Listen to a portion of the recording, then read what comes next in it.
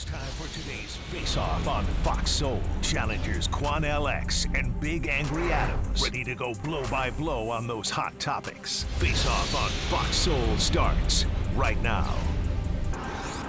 Yeah, absolutely, Scott. And down, Marcel Brown was sentenced to 35 years in prison for a murder he did not commit. He actually served 10 of those years before he was exonerated. His attorneys tell us that he was inside an interrogation room for more than 30 hours. He was banned from receiving legal counsel. He was given little food, and they say his phone call requests to family were denied.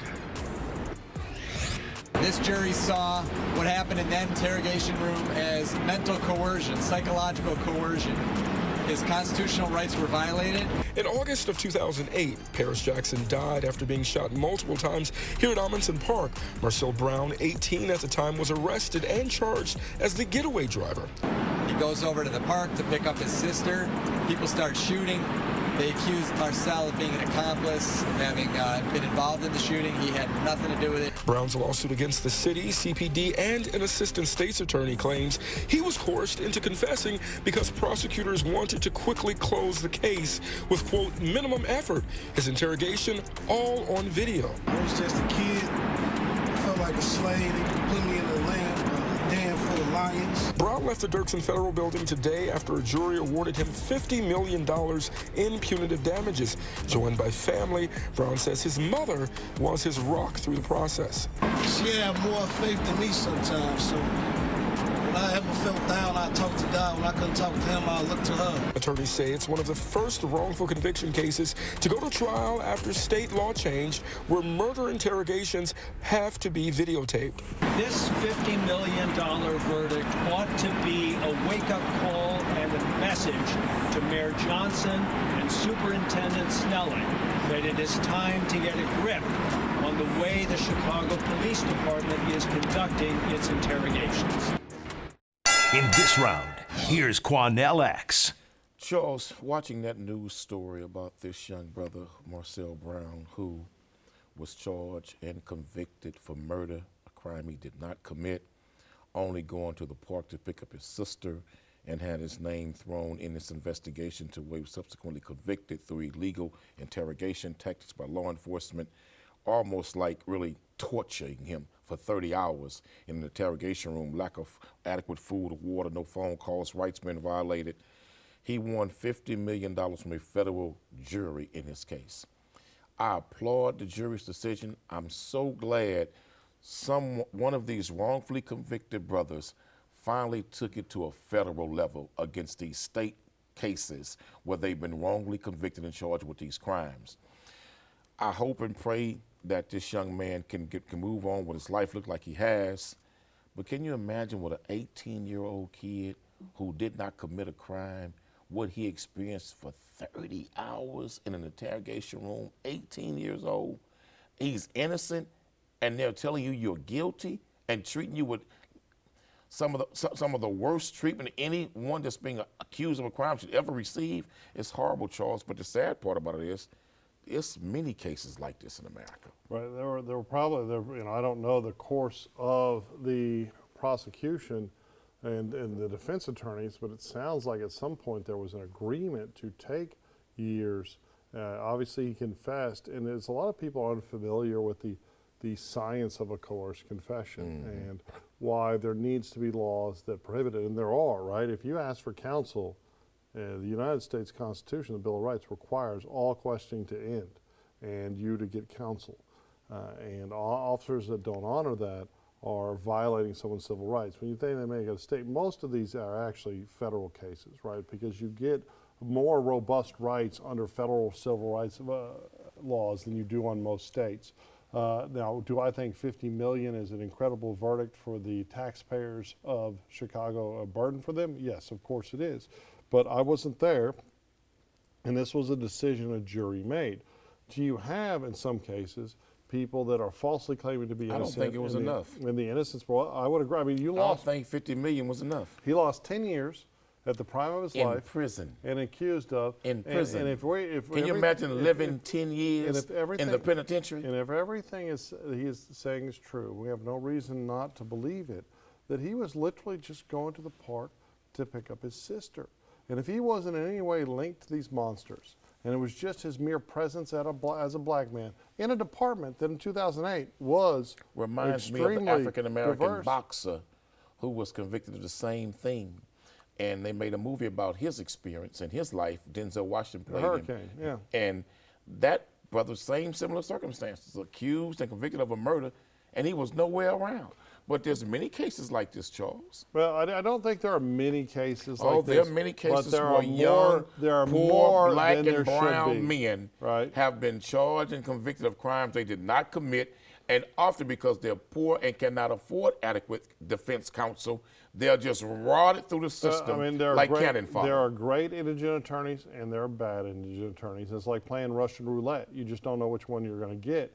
And there are probably more bad ones than good that feel like their job is to herd the cattle through the system as opposed to fight for the client's rights, because a lot of judges don't appreciate you zealously representing your client. And you know, the sad thing is most people are money motivated, not justice motivated. But I mean, it's a big issue in fact, here. we just had a young man recently exonerated here in Texas for killing a young woman who was working as a check cashing worker at a check cashing place right over 610. They killed a police officer, and they murdered an HPD cop, and he was charged with killing her in that robbery. But later to learn, the cop actually had the murder weapon in his home, in his garage. And this man was exonerated, and he's now out free. Remember the case of Josiah Sutton? No, I'm not familiar with that case. Is that the same case or a different No, it's a different case. Josiah Sutton, young man accused of raping a Caucasian woman who was jogging down the street. Josiah was nowhere around. He just at the bus stop going home. But later, it was only DNA that exonerated him. Charles, there are a lot of cases like this, I'm man. not saying there's not a number of them. I'm All across saying, America. But yeah, but at some point, look, obviously these lawyers did a great job, right? They did real work. The real question is, Chicago most certainly could have got out of it far less than $50 million. So who is evaluating that case? And this is a city with an African-American mayor. Mayor and it's had Johnson. an African-American mayor for over a decade, different mayors. But you have an African-American state's attorney, right? And why are they not appropriately evaluating the liability for the citizens of Chicago and saying, hey, look, we're going to pay you $5 million, we're going to pay you $10 million. Why not do the right thing on the front end instead of having these taxpayers of Chicago get lit up for $50 million? So what are the chances you think that they'll have to pay that once it's put Oh, I on mean, they're appeal? going to fight for a remitter. They're going to appeal I mean, it. they're absolutely. But I am hopeful. And I think the federal system will grant that to I them. am hopeful it sticks. I'm hopeful they have to pay every penny, and I hopeful it's a catalyst for this guy to do good I'm work not very and change his optimistic life. about this one holding up on appeal and federal level. I am. Because I mean, the federal courts are really not friendly toward these type of these type of there, verdicts. there is a scheme for permissible damages, right? And if the judge, the trial court judge, gave an appropriate jury instruction, which there's no reason to think he didn't, and the jury on their own came up with this decision, then absolutely they should hold on to it. Yeah, I hope it stands, but I don't think it will. But I think it just evidences how the horrible decision making of whoever was making those decisions for the taxpayers in Chicago. And Because not settling the not case. settling the case and paying it, because you know, $50 million is a lot of money, and these attorneys are going to make a lot of money. And it was a bad no doubt. result for Chicago, a good result for Marcel Brown.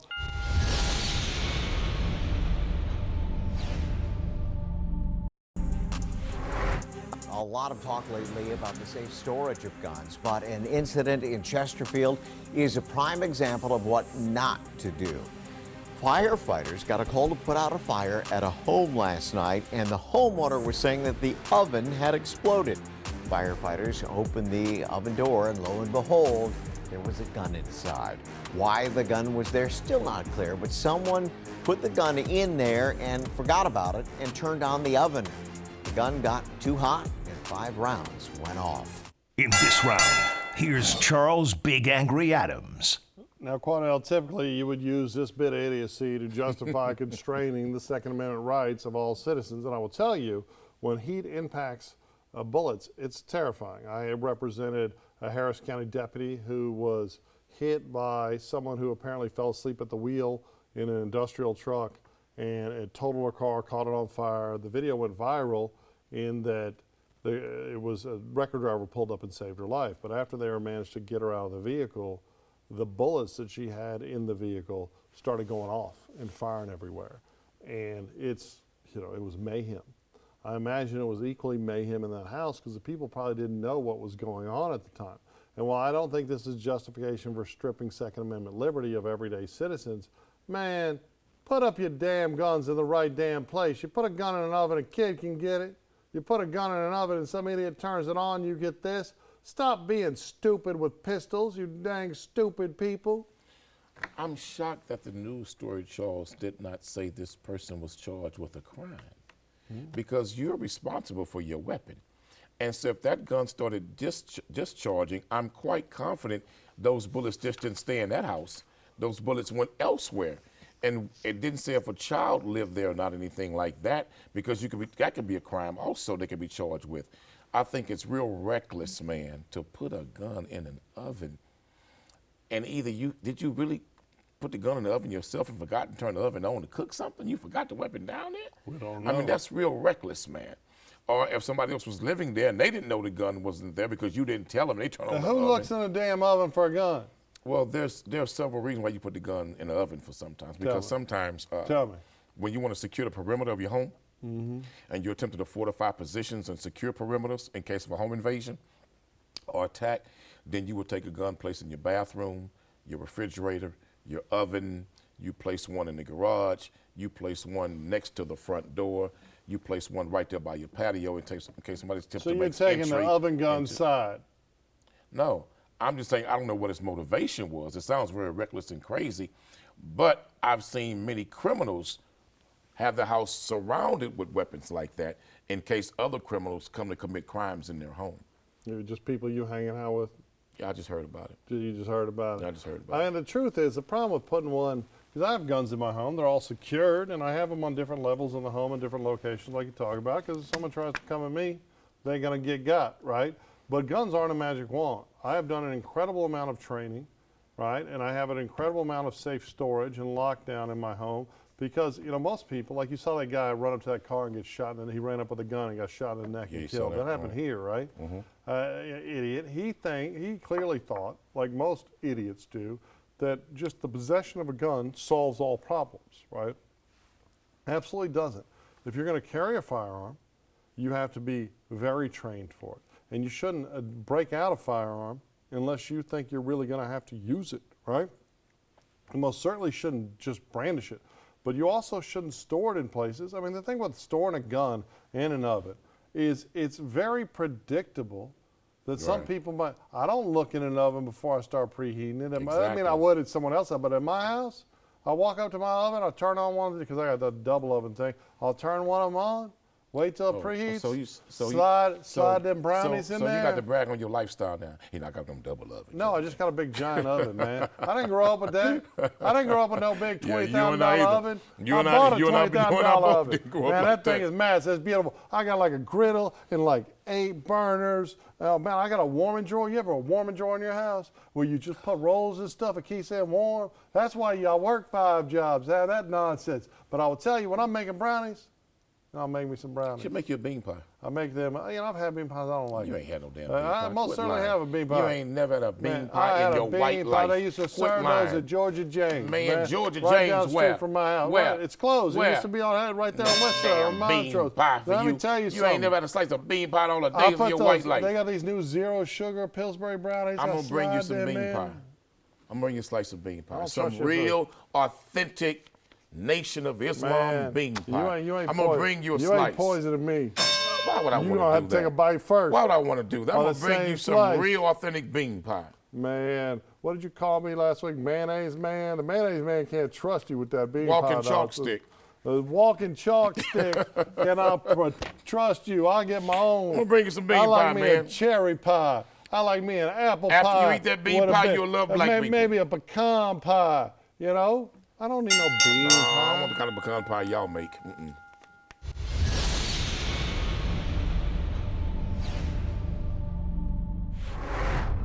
In today's Face-Off, Up. Numerous charges after leading Coweta County deputies on a high-speed chase at over 140 miles an hour, lights out, and kids in the car. Fox 5's Doug Evans has the story. Some bad decisions by 37-year-old Hiram Ramos Paban. Deputies say he was going 140 miles an hour, no lights on his car, and had kids in it as well. He'd pay for it in the end when he was apprehended by Coweta County's K9 Steve-O. Of course, he's got legal troubles as well. A Coweta County deputy says he clocked a Ford Explorer doing 100 miles an hour down Interstate 85 when the deputy pulled behind the car with blue lights. You could hear him on the radio tell dispatch that the speeds had increased.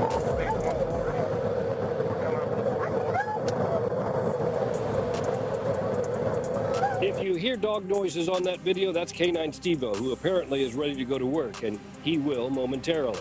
Deputies say the driver brake-checked a semi on an exit ramp, and the maneuver pinned him against a guardrail. Here's what happened next. I got boxed at 47. He just ran my vehicle. Eventually, the Ford Explorer's driver would bail, and the video shows the deputy releasing his canine. Bull run, yeah, bull run.